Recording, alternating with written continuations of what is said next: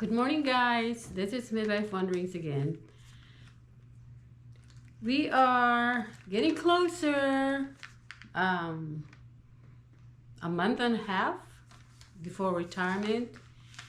So my husband decided not to quit his job on December 31st. Instead, he's going to quit on January 4. That way he would avail of the paid holiday, At that time, he should have taken all his vacation time, because where he works, it's like use it or lose it. So instead of quitting on the last day of December, he's gonna drag it to January 4. So anyway, well, today I'm going to talk about our experience while we lived in the Philippines in 2015, 2018. We did have an experience with medical care over there. For me, well, actually for all of us, for my husband, me, and our son. When we were building our house there, something bit my husband. His right foot started swelling. So what I did was we just put ointment and that kind of stuff until several days later he started swelling. So I took him to the RHU, which is the Rural Health Unit in town, and the doctor looked at it and gave him antibiotic and sent him on his way. We didn't pay anything. So that was our first experience with medical care. You just walk in there, no appointment necessary, and the medication was free, and even the doctor's time was free. Next thing was, after a couple of years living there, in 2017, I started losing weight and having tummy problems, and so same thing I did. I went to the RHU, the Rural Health Unit. I know there was no way that they're going to be able to look into my tummy.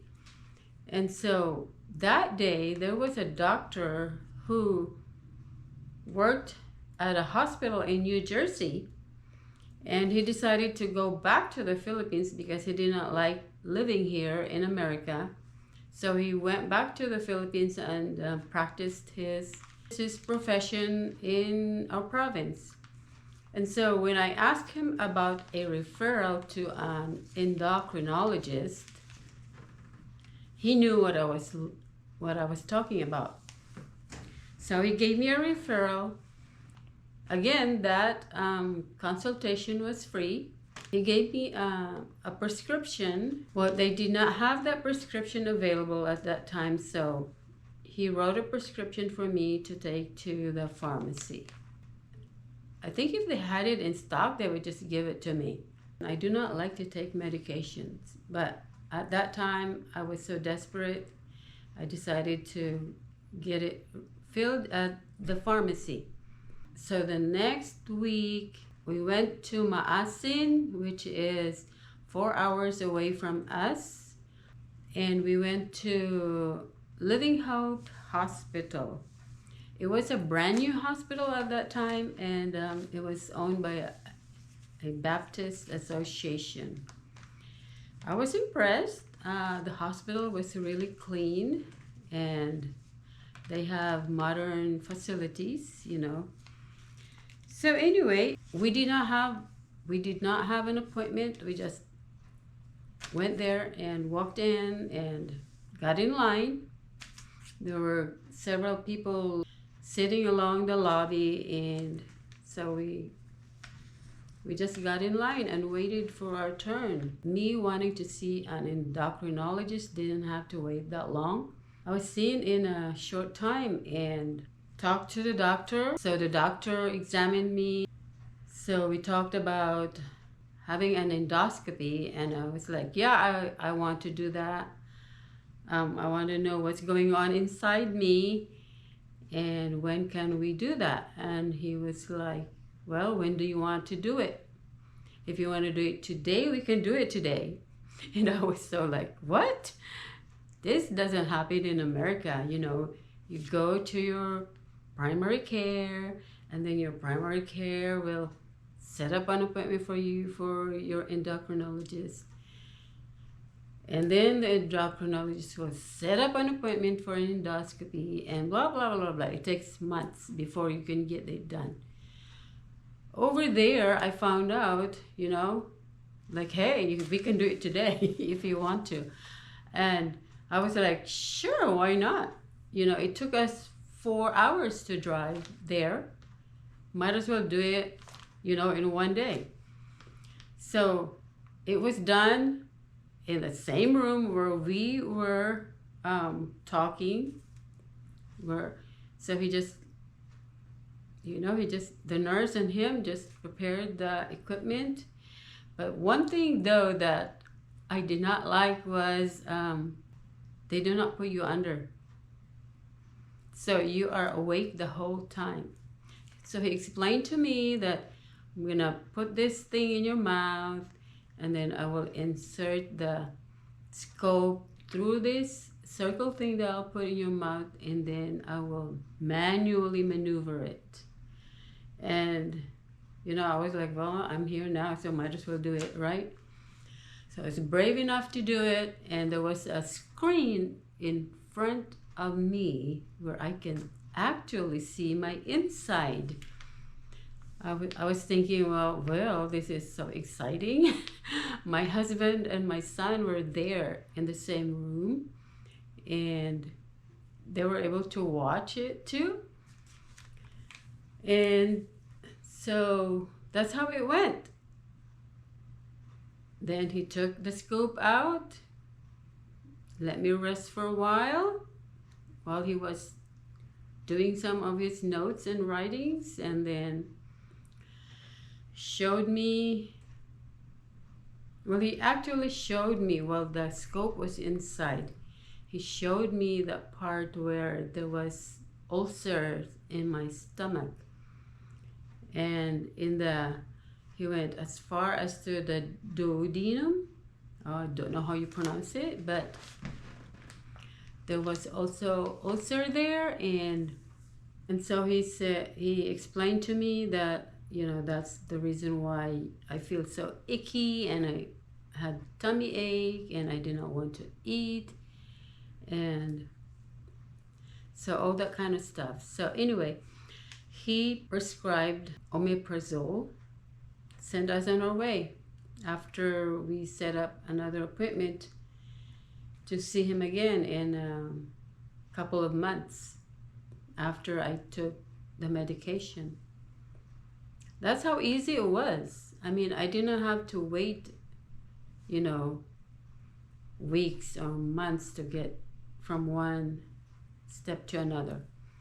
So I kind of like that in the Philippines. And before they do the procedure, I had to go down to the cashier and paid 8,000 pesos for the procedure. And then I went back up and then gave them the receipt, and then they started the procedure. So basically what you need is you had to pay for it first before they perform the procedure. That was quick and easy and cheap. My goodness, it was cheap. $200 for the whole procedure. When we came back to America, I had the same procedure done. And after the insurance paid, I still had to pay $1,300 for my copay for the same procedure. They did put me under here though, when they did the endoscopy. But that's a big difference with the medical care. If you're planning to go to the Philippines, that's one thing that you have to think about, the medical care. We live in a small in a small town, so there is no major hospital. The closest one for us would be in Tacloban, which is a 2-hour drive. At that time, I wasn't thinking of Tacloban. That's why we went to Maasin, which is a 4-hour drive. But I'm happy that I went there because, like I said, the hospital was brand new and they didn't have ample parking spots, though. That's the only problem over there. But I was happy because, like I said, we got that thing done without appointment. We just walked in and got it done right there that same day. And for $8,000, you know, I can't complain. So the next episode that we had was our son had tummy problem. He is one who is bouncy all the time. You know, he never quits, he never stops for nothing. And so when he is acting like it's not himself, then you start to worry. So I took him to Living Hope Hospital again in Maasin, and it's the same thing. You know, you don't have to have an appointment. You just walk in there and wait for your turn. They asked for a blood test, and so I took him to the lab, paid for it. They took the blood and to wait for the result because someone reads it right away, and then you take the result back up to the doctor. Okay, so they took a scan, an ultra scan, and ultrasound, and they even have this for me to keep. This was in 2017. They took an ultrasound which cost me 500 pesos. And they, like I said, they give you the result right away. You know, you just have to wait in the lobby, and then they bring you the result, and then you take it to the doctor for $500 pesos. And they also took, like I said, a blood test, and you wait for the result because they read it right away. And then you take it up to the doctor for the doctor to look at. That's how easy it is over there. So, and for $500 for ultrasound, 500 pesos for ultrasound, which would be like $20. And another, I think it was also 500. Can't remember if it was 500 for the blood test. But you know, less than $50, you get all that. And the result, and the doctor's diagnosis, and all that. You know, when you compare the price of the healthcare here to there, I prefer over there. Although I admit not all hospitals have, you know, the fancy, up-to-date equipment, but still, you get treated, so that's the thing. Healthcare here is beyond reach, even with your insurance. So I went to my eye doctor yesterday, and he's talking about watching for glaucoma because it's nothing to be worried about, but to keep an eye on it yearly. And I was thinking, well, I had a glaucoma surgery in 2012, and it cost me $1,500 even after my insurance picked up part of it. So it would still, it's it's still high even with the insurance. My eye doctor yesterday gave me a prescription for eyeglasses, which I really don't like to wear eyeglasses. I was thinking I'll just wait until I get to the Philippines. I was at my dentist the other week. JJ and I went there for our dental appointment. The dentist suggested that I have a bridge on this part, on the lower part. And so they got all the amount of how much it would cost, how much the insurance would pay, and how much would be my copay. After the insurance picked up their part, I would pay $1,300 plus another $300 for something. So it's like $1,600 for the bridge. And so I was thinking, well, since we are moving to the Philippines, I think I would rather have my bridge done there. I'm pretty sure it won't be that much. It won't be 1,600. 600 maybe, but not 1,600 for sure. So anyway, that's what I want to talk to you about, guys, today. Those are our experiences. What I'm trying to do here is just give you a glimpse of what healthcare would be like there if you will live in a small town. We have a small community hospital where I am, but I don't go there. I have experienced what it's like. Nephew's son, an iron gate fell on him and broke his legs. They took him to the community hospital where we live.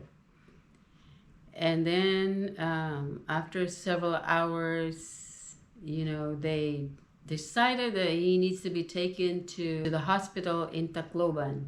My nephew called and asked if we could transport him to another town because that town has their ambulance available. So Michael and I went there, and the kid was not on cast. His legs was not put on cast. And so we were like, why isn't he on cast? It's dangerous to move somebody around with broken bones. And they were like, we don't have a cast. And so Michael and I made makeshift board and pillows and rope to stabilize him so that he won't be moved. His broken legs won't be moved too much because the poor guy is screaming in pain. He's crying, and the mom was crying, and I was crying because we feel sorry for him. But anyway, we end up taking him to the next town, and then the ambulance from that next town took him to the hospital in Tacloban. So that was one of my experiences in a community hospital. So so I don't go there. I don't think a lot of people go there. So those are the things that I want to share with you guys, and something that you guys can think about. It's cheaper to live in a small province. It's quieter if that's your vibe, which Michael and I love that, like a farm feel where everybody knows everybody, everybody takes care of everybody. We don't have problem with JJ just going off somewhere and play with anybody, because everybody watches out for everybody's kid. And they come home at dusk and you don't worry about anything. And that's how we want JJ to grow up, although he's a teenager now. But back then, when we lived there for 3 years, that's what we loved about it. He was free to roam. He was free to play. He was, there was no worry about anything. So, if you want to live in a country setting like that, then those are the things that you have to think about. Medical care. But if you want to live in big cities, well, in the provinces, in the countryside, it's less expensive. There's less expenses. You can grow your own garden, tend to your cows or pigs or goats, which we did. Everything is fresh, whereas in the big cities, you get all the amenities that you're used to here in America, but more expensive, more crowded, as opposed to if you live in a small town. So I hope you guys find today's vlog helpful, and I will see you on my next vlog. Thank you for watching. It's Midlife Wanderings. Bye.